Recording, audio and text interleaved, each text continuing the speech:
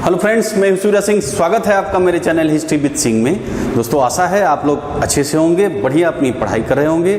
तो दोस्तों, पिछले वीडियो में आपने शिवाजी और उनके उत्तराधिकारियों के बारे में आपने पढ़ा। आज की वीडियो में आप पढ़ेंगे पेशवाओं का उत्थान और मराठा शक्ति का विस्तार, ठीक है, और आंग्ल मराठा युद्ध के बारे में भी आज की वीडियो में हम चर्चा करेंगे, ठीक है। तो आइए देखिए, सबसे पहले पेशवा को देखिए। पेशवा बालाजी विश्वनाथ, इनका समय रहा है 1713 ईस्वी से 1720 ईस्वी तक इनका जो है पेशवा का काल रहा है, ठीक है। तो देखिए 1713 ईस्वी में साहू ने बालाजी विश्वनाथ को पेशवा बनाया, ठीक है। पेशवा के बारे में मैंने आपको बताया दोस्तों, पेशवा यानी प्रधानमंत्री, ठीक है। तो अब देखिए इनका कार्य क्या है। इनकी महत्वपूर्ण सफलता है मुगलों से संधि, ठीक है। बालाजी की एक मुख्य सफलता जो है 1719 ईस्वी में मुगलों से की गई संधि थी। क्लियर है। साहू हमेशा मुगल शासकों का भक्त रहा था, जैसा कि आपने देखा था कि ये जो है कैद था कितने दिनों तक। बालाजी विश्वनाथ जो है ये भी एक साधारण व्यक्ति से पेशवा तक का जो है सफर तय किया था, पेशवा के पद तक पहुंचा था, ठीक है। बालाजी के कार्यों और सफलता के कारण भारत में मराठा शक्ति के विस्तार की नींव रखी गई, ठीक है। और देखिए इनकी मृत्यु जो है 1720 ईस्वी में हो गई। इसके बाद इसके पुत्र जो है पेशवा जो है बाजीराव बनते हैं। पेशवा बाजीराव ये जो है पेशवा रहते हैं 1720 से 1740 ईस्वी तक ये पेशवा रहते हैं। दोस्तों, ये जो है एक महान जो है सेनापति का इनके गुण था इनके पास, और एक अच्छे सैनिक भी थे। इन्होंने जो मराठा साम्राज्य है इसको काफ़ी विस्तार तक किया, ये अटक तक जो है ले गए, ठीक है। तो आप देखिए इनके बारे में, पेशवा बाजीराव ने मुगल साम्राज्य की कमज़ोर हो रही स्थिति का फायदा उठाने के लिए साहू को उत्साहित करते हुए कहा कि आओ हम इस पुराने वृक्ष के खोखले तने पर प्रहार करें, डालें तो अपने आप गिर जाएंगी। हमारे प्रयत्नों से मराठा पताका, देखिए कृष्णा नदी कहाँ है, ये महाराष्ट्र में, ठीक है, से अटक कहाँ है, पाकिस्तान में, तक फहराने लगेंगी, ठीक है। अब इसके जवाब में साहू ने क्या कहा, ध्यान दीजिए, ने कहा निश्चित रूप से ही आप इसे हिमालय के पार गाड़ देंगे, निःसंदेह आप योग्य पिता के योग्य पुत्र हैं, ठीक है। साहू और शिवाजी ये सब के बारे में आप पीछे वीडियो बनाया गया है, अगर आपने नहीं देखा है तो देख लीजिएगा। तो ये सब पीछे की सारी बातें दोस्तों आपको क्लियर हो जाएंगी, ठीक। अब आ जाइए पालखेड़ा का युद्ध 1728 ईस्वी में बाजीराव और निजाम के बीच हुआ, जिसमें निजाम की हार हुई। निजाम के साथ ये देखिए मुंगी शिवगांव की संधि हुई, ठीक है। अच्छा, एक चीज और है दोस्तों, बाजीराव, अब एग्जाम में हो सकता है बाजीराव प्रथम भी लिखा हो या बाजीराव लिखा हो, दोनों एक ही हैं, ठीक है, बाजीराव या बाजीराव प्रथम, ठीक है। इसको लेकर के आपको कंफ्यूज नहीं होना है। दिल्ली पर आक्रमण करने वाला प्रथम पेशवा कौन है, बाजीराव, जिसने 1737 ईस्वी को दिल्ली पर आक्रमण किया था। उस समय मुगल बादशाह मोहम्मद शाह दिल्ली छोड़ने के लिए तैयार हो गया था। आपने पिक्चर आई थी ना बाजीराव मस्तानी, ठीक है, तो आपने पिक्चर देखा होगा। तो ये जो है वही बाजीराव हैं, ठीक है। अब आपको याद आ गया होगा, कंफर्म हो गया होंगे बाजीराव के बारे में। तो देखिए बाजीराव जो है मस्तानी से कैसे मुलाकात हुई इसको आप जानिए। देखिए राजा छत्रसाल बुंदेलखंड का ये था, बुंदेलखंड का राजा जो है छत्रसाल था। इसके ऊपर जो है आक्रमण होता है और ये जो है बाजीराव से संपर्क करता है, सुरक्षा के लिए बोलता है तो जो है बाजीराव इनकी सुरक्षा करता है, बुंदेलखंड की, छत्रसाल की। तो जो है उनके परिणाम स्वरूप, भेंट स्वरूप जो है ये लड़की, मस्तानी नाम की एक लड़की जो है बाजीराव को भेंट करता है। ठीक है, बाजीराव को ये भेंट करता है। और देखिए ये जो मस्तानी थी ये छत्रसाल की ही लड़की थी, छत्रसाल की ही लड़की थी। और जो राजा था वो एक मुसलमान औरत थी, उससे शादी की थी और उसी से ये जो है मस्तानी उत्पन्न हुई थी। ठीक है, और ये बहुत ही सुंदर थी और साहसी थी। बाजीराव के साथ साथ कई युद्धों में जो है घोड़ों पे सवार होकर भाग भी ली है। और ये जो है देखिए बाजीराव इससे बहुत ही प्रेम करता था और ये जो है और इसी कारण अपनी जो पत्नी थी काशीबाई उसकी भी परवाह नहीं करता था। उसके बाद देखिए जो मराठा समाज था उस समय का, तो इसके जो है इनके प्रेम को वो जो है स्वीकार नहीं करता है, मस्तानी और बाजीराव का। ठीक है, होता क्या है, अब देखिए इसके जो पुत्र होते हैं मस्तानी के, तो इसके पुत्र को जो है हिंदू नहीं मानते हैं और इनका तिरस्कार होता है इनके लड़कों का। उसके बाद ये सब देख करके जो बाजीराव होता है वो जो है बहुत ही हताश होता है और वो पूना को छोड़ करके चला जाता है।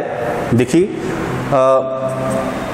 ये जाता है जो निजाम था उसका लड़का, उससे जो है इसकी अपनी जागीर छीनने वहाँ पे चला जाता है। ठीक है, और उस निजाम का उस समय पुत्र था, क्या नाम था, नासिर जंग। उस समय निजाम का पुत्र कौन था, क्या नाम था, नासिर जंग से अपनी जो है ये जागीर छीन लेता है। और इसी दौरान इसको पता लगता है कि जो मस्तानी है उसको वहाँ महल में नज़रबंद कर दिया गया है। तो इस तरह जब ये बातें सुनता है तो उसको बड़ा ही आघात लगता है। तो वो अपने वहाँ जागीर जो कब्जा किया था निजाम के पुत्र नासिर जंग का, तो वहीं अपनी ही जागीर में घूमता रहता है, हताश हो जाता है। और वहीं जो है घूमते घूमते उसकी जो है आप देखिए 28 अप्रैल का समय था, 1740 ईस्वी को नर्मदा नदी के निकट जो है इसकी मृत्यु हो जाती है। ठीक है, तो एक दोस्तों ये बड़ा ही महान सेनापति कहें तो इसके और इसने काफ़ी विजय भी प्राप्त की और 100 युद्ध के जो अनुभव वाला निजाम को भी इन्होंने हराया। तो इस तरह एक महान सेनापति था, लेकिन इसकी मृत्यु जो होती है वो काफ़ी दुखद होती है। इसका जो है आप देखिए प्रेम वियोग में और जो है बीमारी से इसकी जो है मृत्यु हो जाती है बाजीराव की।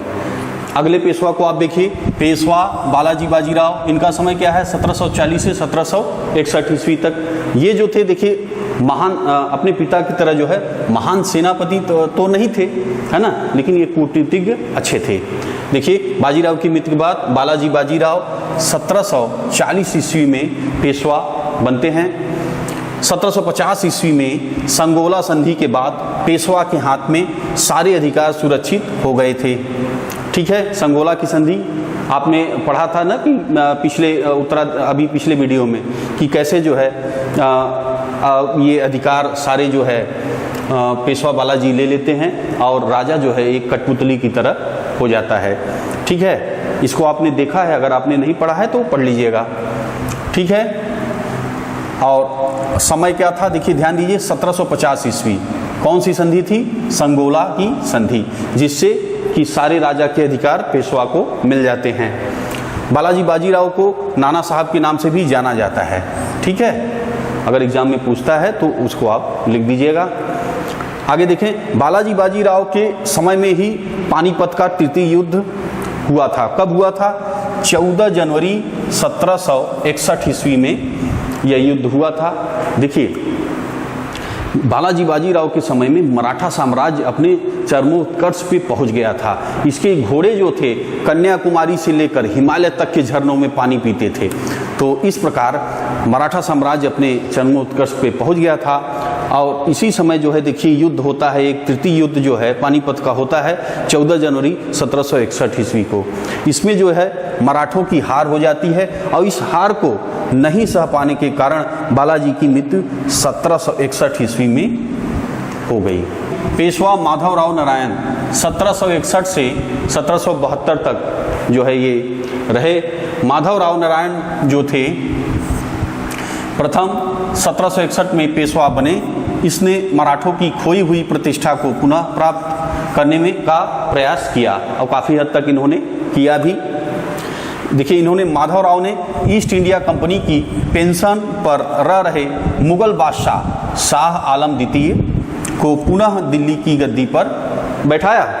मुगल बादशाह अब मराठों का पेंशन भोगी बन गया। अब पेशवा नारायण राव, इनका बहुत ही कम समय था, मात्र 1 साल में ही ये खत्म हो गए। 1772 से 1773 तक ये पेशवा रहे। देखिए, पेशवा नारायण राव 1772 से 73 समय रहा। इसी दौरान इनकी हत्या उसके चाचा रघुनाथ राव के द्वारा कर दी गई। ठीक है, आगे देखिए।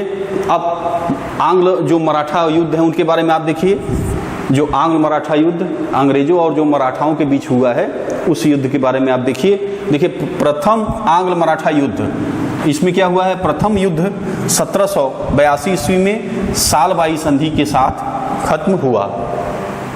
ठीक, आगे देखिए। द्वितीय आंग्ल मराठा युद्ध 1803 ईस्वी से 1805 ईस्वी में हुआ था।